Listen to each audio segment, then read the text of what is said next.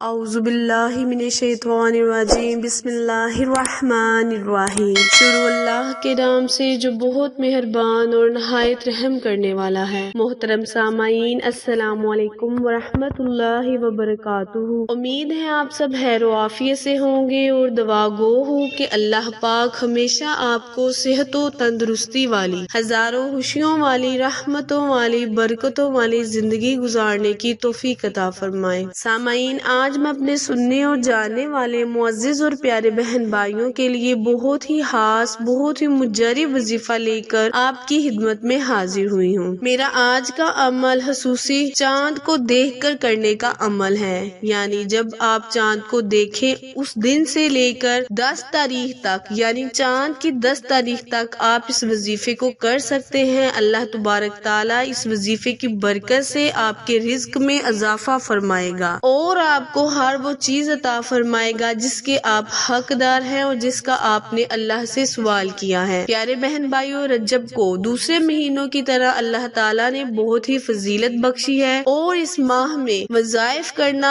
روزے رکھنا، خصوصی روزے رکھنے کی بہت زیادہ تنقید کی گئی ہے۔ اللہ تعالیٰ قرآن پاک میں فرماتا ہے، رجب میرا مہینہ ہے اور شعبان نبی کریم صلی اللہ علیہ وآلہ وسلم کا مہینہ ہے، یعنی جو کوئی رجب کے مہینے رکھے گا اللہ تبارک تعالیٰ اس کی ہر حاجت کو فوراً قبول کر لے گا۔ اور اس مہینے میں 3 روزے رکھنا بہت ہی افضل ہے۔ اگر کوئی چاہے کہ اس کی اللہ تبارک تعالیٰ ہر منت مراد کو پورا کر دے تو وہ 13، 14، 15 کا لازماً روزہ رکھے، اور جو بھی نیت کر جو بھی مقصد کے لیے، جس بھی مقصد کے لیے نیت کر کے روزہ رکھے گا اللہ تبارک تعالیٰ انشاءاللہ اس کی ہر مراد کو پورا کرے گا۔ وظیفہ شیئر کرنے سے پہلے میری اپنے بہن بھائیوں سے التماس ہے کہ جو میرے بہن بھائی میرے چینل اردو کوئٹس ہسٹری پر نئے ہیں وہ میرے چینل کو لائک، شیئر اور سبسکرائب کرے تاکہ مزید میری نئے آنے والی ویڈیو کی اپڈیٹ آپ تک بر وقت آسانی سے پہنچتی رہے۔ جزاک اللہ۔ پیارے بہن بھائیوں، آپ نے وظیفہ کچھ یوں کرنا ہے کہ جب آپ رجب کا چاند دیکھیں یا